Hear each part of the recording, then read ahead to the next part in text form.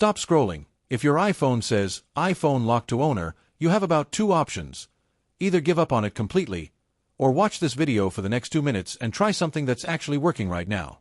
Because most people don't realize this, even when your iPhone is iCloud locked, it's not always the end of the device. And here's where it gets interesting. I tested a method that's currently being used to deal with this lock, and in this video, I'm going to walk you through it step by step so you can try it on your own iPhone. No complicated tools. No confusing steps. Just a process you can follow. But listen carefully, this is where most people mess up. If you skip even a single step or rush through it, the method will fail on your device. That's why you need to follow everything exactly as I show you.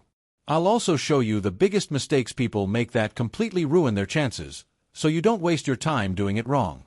And one more thing. This method doesn't work the exact same way on every iPhone. It depends on your model and iOS version, and I'll explain how to adjust it for your device.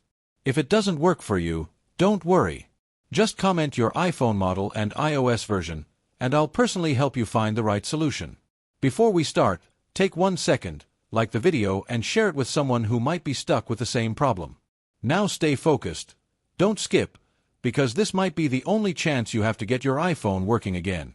Let's start.